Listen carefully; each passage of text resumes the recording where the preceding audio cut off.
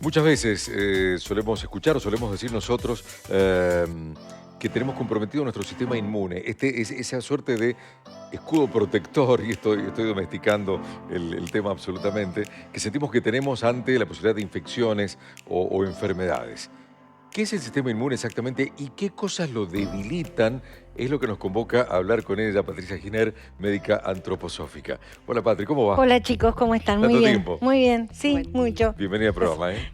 Gracias, ¿Qué igual. es el sistema inmune Mira, exactamente? justamente esto que dijiste, algo que la gente repite, Ajá. es un complejísimo tejido vivo que está extendido en todo el cuerpo, pero fundamentalmente tiene centros fundamentales que regulan este fenómeno, este tejido así como para nuestra vista invisible, Sí. pero que nos hace como defender, nos defiende de todos los agresores que se incorporan a nuestro organismo. Ok. Tiene estructuras básicas en la médula ósea, estructura así fundamental en los ganglios linfáticos, en la sangre misma, en muchos órganos nobles, caso del hígado. Sí. Y entonces en el timo, que está esta importante glándula que se retrae en la adolescencia, ¿no? Y que deja liberadas células que son reparadoras, pero a su vez, si este sistema inmunológico se desequilibra, puede ocasionar hasta cáncer. Ahí me empecé a preocupar cuando dijiste el Ahí sistema está. inmunológico, porque da la sensación de que a veces este sistema inmune, que es muy poderoso, estuviera desequilibrado o debilitado y ¡zas!, se nos mete Es alguna fantástico infección. porque este sistema inmune es hermoso porque también se va educando desde pequeñito, desde que nace el niño, se va complejizando y se le pueden ir aportando elementos muy valiosos y estimulando aquellos elementos valiosos que permiten que actúe con una hiperfuncionalidad, ¿no es cierto? O sea, Sí. con buena funcionalidad, no hiper. Esto siempre en el medio, nos asentamos nosotros en el medio, donde estas fuerzas que son destructoras y constructoras puedan trabajar armónicamente. ¿Se entiende, no? Sí. Estas fuerzas que destruyen cosas que no nos sirven y que construyen cosas que nos sirven dentro de nuestro organismo. Entonces, ¿qué cosa hace Ahora, que se abra una brecha? justamente este sistema inmunológico, como vos decías, Coco, puede ocasionar, puede desvitalizarse, o sea, puede no estar funcionando adecuadamente. Esto lo vemos y se ha trabajado mucho la idea, inclusive cuando hay pandemias, cuando hay epidemias. Este sistema inmunológico, que básicamente está compuesto por linfocitos, células blancas, vuelvo a repetir, por proteínas que hacen de catalizadores y facilitan la producción y el estado de defensa del cuerpo, puede mermar. ¿En qué casos? Hay situaciones en este momento que se están teniendo muy en cuenta y que están derivando en patologías crónicas, que son el gran desafío de la medicina actual. O sea, los problemas con las patologías agudas ya diría que no son grandes problemas. De acá para adelante los problemas para la medicina van a ser las patologías crónicas. ¿Cuáles, por ejemplo? Por ejemplo, artritis reumatoidea, todas relacionadas con el sistema inmunológico. Artritis reumatoidea, ELA, Parkinson, enfermedades degenerativas que tienen que ver con un exceso de sobrecarga del sistema neurosensorio, y que estas fuerzas son fundamentalmente endurecedoras, por eso las patologías que devienen son patologías inhabilitantes y endurecedoras. ¿Cuáles son los mayores? Sí, querida. No, terminar la idea, perdón. Sí, entonces estamos ante un serio problema. Para ello no es alarmarse, sino tener en cuenta cuáles son los elementos que deterioran esta capacidad del sistema inmunológico. Estaba escuchando hablar de los consumos, ¿no es cierto? En realidad yo podría hacer un agregadito, que consumos adictos somos todos. todos somos adictos a algo, adictos al trabajo, adictos a sustancias, adictos a drogas, adictos a productos químicos, adictos a alimentos, al trabajo, sí. Entonces, ¿qué es lo que más nos enferma, Patri, en ese sentido? Porque son muchos. ¿Cuáles podemos nombrar y cuál es el que genera esto que va a hablar de obesidad? Perfecto. El estrés fundamentalmente. El estrés. Sí. Es muy difícil. Mira, es difícil observarnos sin el celular en la mano. Es muy difícil. Es parte del trabajo de ustedes, es parte del trabajo mío, pero el estrés produce justamente mucho cortisol. Y el exceso de cortisol plasmático desequilibra muchísimo los órganos, lo que nosotros le llamamos órganos cardinales. Y fundamentalmente la estructura del riñón, ¿no es cierto?, que es un órgano de filtro y es un órgano de eliminación. Entonces, el estrés merma la capacidad del sistema inmunológico para producir adecuadamente los linfocitos T, que son los linfocitos de defensa. Otro, ¿en qué lo vamos a ver? ¿En cómo se va a manifestar? Y se va a manifestar en estas patologías que no se curan, en estos resfríos que se prolongan, en fiebres a repetición, en estados de náuseas permanentes, en vómitos en mucha gente, sin que tengan una causa así concreta, ¿no es cierto? Volviendo al tema del estrés, doctora, sí, digo, sí, el estrés históricamente fue el mecanismo de defensa nuestro para que, qué sé yo, un león no nos comiera. Totalmente. Él se ponía en estado de alerta, corría, se defendía y demás. Hoy el estrés viene de otra rama, digo, viene de los dispositivos y demás. ¿En algún momento, genéticamente, nos iremos a acomodar? No. Así yo voy a decir que no. Y me voy a arriesgar con esto y pueden caerme críticas, pero no. En realidad la tendencia es que esto se agrave. ¿Por qué? En las condiciones actuales, ¿no es cierto? Porque sí estoy totalmente de acuerdo. El estrés en estado natural es un fenómeno hasta benefactor, diría yo. Pero el problema es que cuando hacemos un estado de sostenido, ¿no es cierto?, de escape, tampoco es bueno, ¿no? Como si hacemos un estado sostenido de no escape y de meternos hacia adentro, tampoco es bueno, porque devienen patologías psiquiátricas serias, ¿no?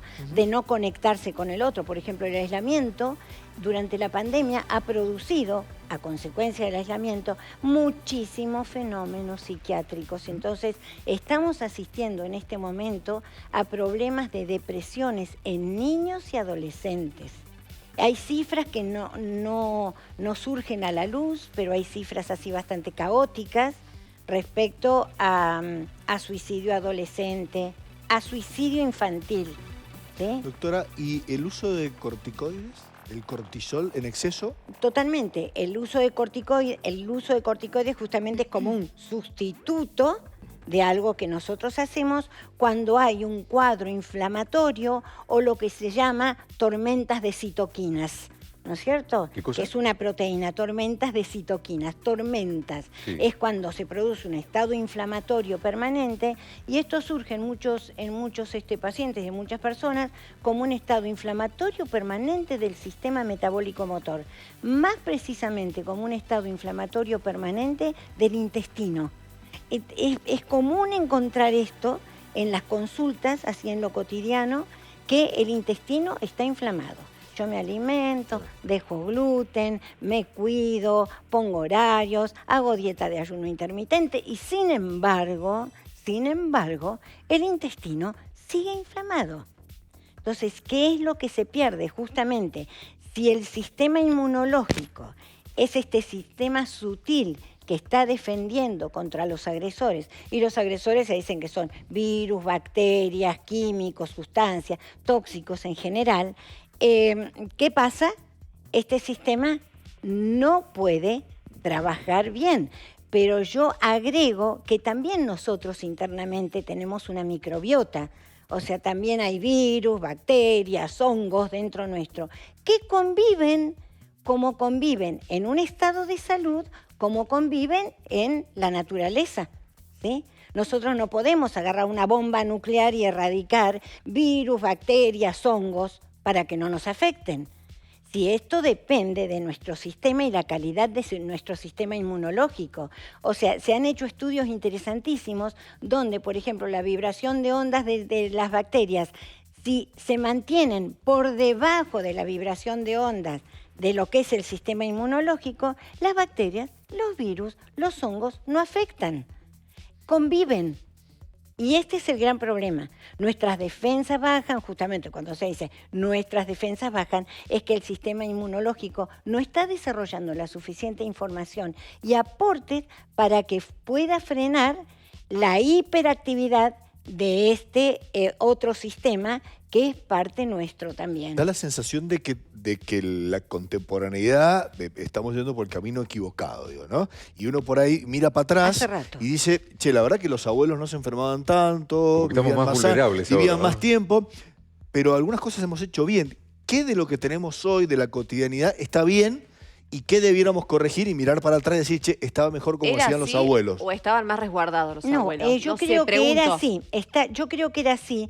Pero, por ejemplo, hay algo muy de moda en este momento, y yo no lo veo mal, ¿no es cierto?, que estas proteínas y grasas se consuman a la mañana. Entonces se larga la información que los huevos, como son los desayunos americanos, o cuando uno va a hoteles 5 estrellas, o no tanto, o sea que se hace huevo, y la gente está acostumbrada a comer en otras culturas huevos, sobre todo en las zonas que son más frías, ¿no es cierto? Pero se larga una información que está buenísimo, pero hay un contrasentido, que se terminan consumiendo 3, 4 huevos a la mañana, cuando en realidad el hígado no puede metabolizar esa cantidad de información. ¿Cuál sería la cantidad de huevo, por ejemplo? Por ejemplo, si yo como un huevo. Un huevo. O si yo digo, bueno, saco no es porque suba el colesterol, la yema, nada que ver, pero sí tiene más sustancia grasa. Entonces digo, me quedo con la proteína, que es importante para la mañana, bato la clara de huevo y consumo esto, y a lo sumo una yema. Yo me he encontrado con chicos de 12, 13 años, incluso de 16, que van a gimnasios y por sugerencia de los entrenadores terminan consumiendo proteínas en exceso que el organismo no puede transformar, y que justamente lo que provoca la proteína en exceso es una alteración de la parte proteica del sistema inmunológico y sobresatura la información. Entonces se produce un cuadro inflamatorio permanente. Patri, ¿qué otros alimentos se pueden llegar a sumar que también están buenos y en demasía pueden ser malos? Hay una lista enorme, pero yo voy a decir 2 que son granos y leguminosas. Por ejemplo, en su forma integral, los granos en su forma integral. Hay gente que es alérgica al gluten, o hay gente que es intolerante al gluten. Bueno, no comerá trigo, cebada, centeno. Pero hay pseudocereales y hay cereales que no contienen gluten, ¿no es cierto?, y que son útiles. Y entonces, ¿en qué proporción? Porque mucha gente dice, no, yo tengo divertículos, no puedo comer. No, los divertículos no son un gran problema. El divertículo hay que hacer una alimentación sana, con fibra, y que pueda trabajar ese intestino bien. Entonces, ¿qué se le llama? Lo que uno aporta con los cereales son los prebióticos, ¿no? Las fibras. Entonces, sí, un puñadito diario de alguna leguminosa o algún cereal. ¿Cuál, por ejemplo, acá en Mendoza? Por ejemplo, avena, tampoco en exageración. Claro. ¿Sí? Por ejemplo, un pseudo cereal que es la quinoa. Por ejemplo, un pseudo cereal que es el trigo sarraceno, que no tienen gluten. ¿Ya? Eso fue como para liberar así en general y a la gente que está haciendo algún tipo de dieta. Por ejemplo, el arroz integral. El arroz. ¿Sí? Hay que tener mucho cuidado. Hay procesos para cocinar el arroz integral que permiten digerirlos mucho mejor. Por ejemplo, el fermentado uno y el tostado o dextrinizado el otro, que es lo que hace la ptialina salival cuando hacemos la primera masticación. El aparato digestivo es un aparato súper inteligente. Súper inteligente. Pero nosotros comemos sin pensar en el aparato digestivo. En realidad la mayoría comemos parados, a gatas, si podemos. Respecto a las bebidas, doctora, agua y siempre. Respecto a la bebida, agua siempre. ¿Vino? De vez en cuando, sí, un poquito de vino no es un gran drama, pero un exceso de vino obstaculiza el proceso de transformación hepática. ¿Una cerveza de vez en cuando está mal? La cerveza está buena, pero es cebada fermentada. Sí está buena. Bien. Entonces tienen que abstenerse, obviamente, los que tienen intolerancias al gluten. Pero de vez en cuando el vino, la copita diaria. Porque para la copita diaria puede estar, que para los cardiólogos esto es de rigor, sí, la copita diaria. Pero esto es más o menos la discusión entre cardiólogos y neurólogos, si el colesterol pasa de 230 o está por debajo de 230, ¿no es cierto? O sea, ¿qué hacemos en esto? Esto es otro tema.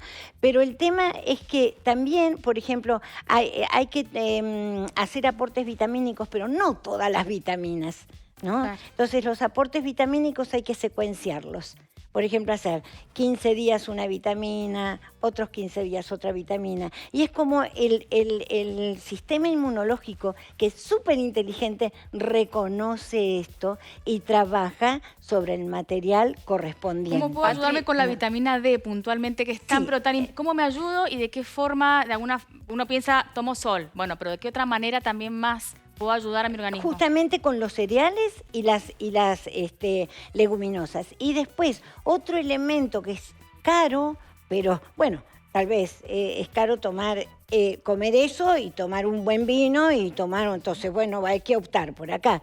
Pero la palta es el elemento más rico en vitamina D. Bueno, bajó ahora. No. Está bueno, buena noticia. Hay que aprovechar ahora. Bajó. Sí. ¿Cuáles son las vitaminas que hay que tener allá arriba? Un poco sumándome a lo que pregunta Anita. Fundamentalmente la C. ¿La C? Sí, y la D. La C y la D. Cítricos. Mira, y claro, cítricos. ¿Y por qué la vitamina C? Justamente porque es antioxidante. Entonces nosotros nos vamos a orientar hacia los alimentos antioxidantes. ¿Qué quiere decir antioxidantes? Que como neutralizan los radicales libres. Todos, en términos más criollos, esto que la célula, como que son productos del metabolismo celular que se tienen que desechar. Entonces, como sabiamente la vitamina C los neutraliza o los coapta, ¿no? Y no los deja actuar. ¿Por qué los niños tienden a ir y comerse un limón de manera de la nada? Si van no todos los niños, pero sí. En realidad es por la necesidad de vitamina C. Ajá. Y en realidad es porque no todos los niños. Hay niños que tienen una característica especial y van a buscarla. Y como que esto es más profundo, pero como que tienen tendencia a padecer determinadas patologías. Entonces esos niños tienen tendencia a consumir esto. Por ejemplo, hay niños que se resfrían mucho, que tienen como un estado de hipertrofia en la parte de adenoides y esto, ¿no es cierto? Entonces, el niño, naturalmente, como no tiene mucha información intelectual, es como un animalito que va y busca lo que necesita. Bien. Me han hablado muy bien, ya que estamos hablando de las frutas y los alimentos específicos, y acá en Mendoza me han hablado muy bien del membrillo. ¿Es así? Sí, también, porque el membrillo protege mucho. Fíjate que el fruto es ácido, en realidad, ¿no es cierto? Después se hacen compotas o se come, se puede hacer dulce, pero el dulce de membrillo, que tiene esta característica de dulce con la base ácida, es un muy buen sustrato para el hígado, para permitir que el hígado haga buenos depósitos de glucógeno. Esa glucosa que se le incorpora, no sé, si bien tiene azúcar y que el azúcar refinado es otro de los elementos que pone al sistema inmunológico minusválico. El azúcar refinado. El azúcar refinado. Y los edulcorantes y eso también. También, ya he hablado. O sea, lo ideal es tomarlo con el sabor que tiene el alimento, lo ideal, total, digo. Gente que consume edulcorantes a mansalva. Y justamente el edulcorante es un azúcar falso. ¿Qué pasa cuando el hígado, en su complejo sistema de biofeedback, recibe la información de esto dulce? Comienzan a trabajar los hepatocitos para tomar esta glucosa falsa que le está viniendo y depositarlo en las celdillas hepáticas como glucógeno, que es la reserva energética que tiene el cuerpo.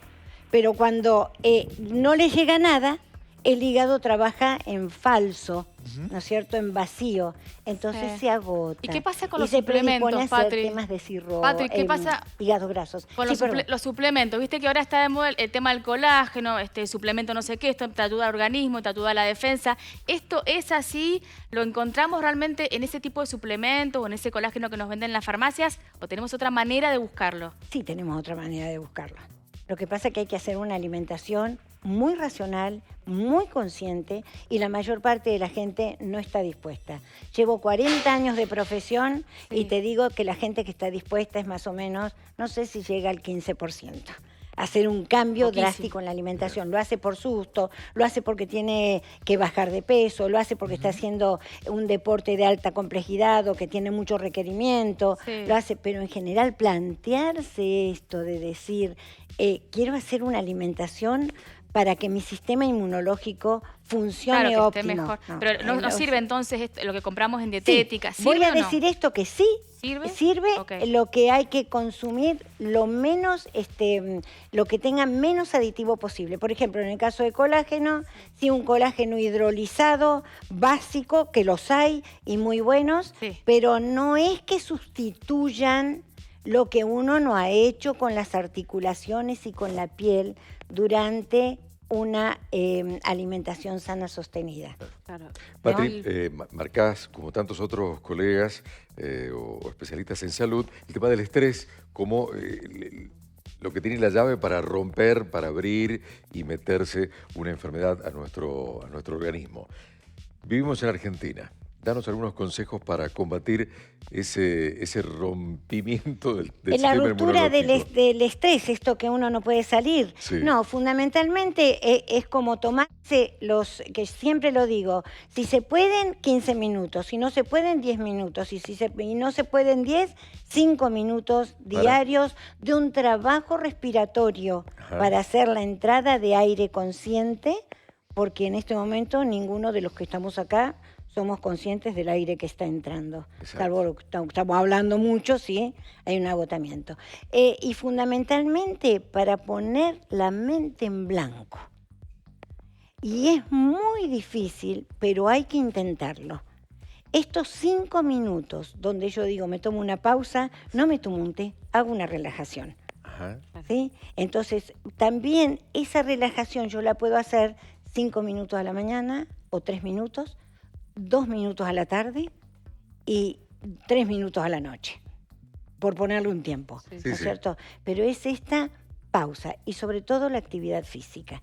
La actividad física predispone, la falta de actividad física predispone a enfermedades cardiovasculares, incluso están muy asociados los cánceres de colon y mama con la falta de actividad física. ¿Cómo el sedentarismo influye? El sedentarismo. ¿Y la falta de sueño, el no dormir bien? Enorme, es enorme. Eso es un tema así enorme, porque yo creo que gran parte de la población mundial lo padece en este momento, inclusive niños, seriamente, y hay como... Yo no voy a hablar de herencia porque estaría cometiendo un error, pero en padres que no tienen buen sueño, hay hijos que no tienen buen sueño. Entonces, esto es el tema del sueño. Justamente el tema del sueño influye mucho, como altera el ciclo circadiano de esta formación de cortisol, ¿no? Y las suprarrenales trabajan en un horario en que debieran descansar. Y ¿hay algo para tomar? Estamos en permanente estado de alerta. Sí, hay algo para tomar en la noche, algo uno piensa siempre valeriana. Mira, un tecito de valeriana, la pasionaria, la melisa, ¿sí? Y por otra parte, como antioxidantes muy buenos, ya dije en algún otro programa que no hay que abusar, pero sí el jengibre y el té verde. El té verde es el mejor antioxidante. ¿Por qué no abusar? El té bancha es... ¿Por qué no abusar? Porque el jengibre es un elemento muy sulfuroso. Y si nosotros incorporamos a una persona que es muy encendida, un elemento excesivamente sulfuroso que tiene estrecha relación con el sistema metabólico motor, estamos estimulando excesivamente este estado de nerviosismo y de alerta permanente. Patri, Doctora, me quedé pensando, perdón, no duermen los papás, no duermen los hijos. Dijiste, ¿por qué? Padres que duermen mal, hijos que duermen mal. A ver, papás que duermen mal, es como el niño es un gran imitador hasta los 7 años. Papá El revolotea. niño imita todo, imita. Por eso un niño no quiere ser ni abogado, ni filántropo. Un niño busca ser jardinero o todo lo que pueda palpar y ver y que el papá y la mamá hacen. Entonces, copia. Y esa copia que hace el niño durante los 7 primeros años, aunque parezca que uno no lo tiene en cuenta, va modelando su sistema inmunológico. Doctora, yo la escucho a usted y a todos los médicos que pasan por ese sillón Por esta y silla. van por un lado, digamos, ¿no? Te dicen, basta de estrés, hagamos deporte, comamos sanos, durmamos bien. Y por el otro lado tenemos una situación coyuntural que hace que hay un montón de padres que ya en la noche no están cenando, que se están tomando una taza de té Así es. o una taza de leche para que los chicos puedan cenar, y hay toda una situación por el otro lado. Digo, parece que esto de perseguir la zanahoria como el conejo, de buscar algo que no sé qué, nos va a terminar haciendo bolsa es todo. parte de ¿Qué lo consejo que- le daría a usted a esa familia si, mire, haga esto y esto y esto? Los niños deben dormir temprano. Bien. Y a los niños hay que darles una ritmicidad e incorporarles una ritmicidad. Yo veo niños que se acuestan a las 11 de la noche, a las 12 de la noche y los levantan a las 7 de la mañana o antes. Entonces están mermando su sueño y su sistema inmunológico está mermando su capacidad de respuesta. Entonces son niños que se enferman más y sobre todo no se enferman orgánicamente, sino que también emocional y psíquicamente. Muchos TDAH, síndromes de hiperquinesia, síndrome de déficit atencional. Esto, entonces los padres vienen al consultorio, pues se vienen con el diagnóstico. Y en realidad, para mí, perdón por mis queridas amigas y pacientes, psicopedagogas, y los niños vienen con la sigla los padres, como si fuera no sé, alguna cosa importante. Y cuando yo les digo, mira, para mí tu niño no es una sigla, es un niño normal que ha perdido el equilibrio, que ha perdido su capacidad de adaptarse al exterior, entonces hay que cultivárselo de vuelta. Entonces tal vez una propuesta de no medicar exageradamente como se hace a muchos niños, sino rediseñar el comportamiento de los padres. Uno de mis maestros, el doctor Eduardo Alfonso, uno de los pilares de la medicina natural mundial, decía, los hijos se educan desde que nacen los padres. Qué buena frase Muy para cerrar. interesante, ¿no? Sí. Patri, te queremos agradecer, una charla hermosa hemos tenido con vos. Hemos Gracias a aprendido. ustedes. Gracias, muchas gracias. De corazón a vos, un placer tenerte siempre. Gracias, Patri, chicos. siempre, gracias. Gracias.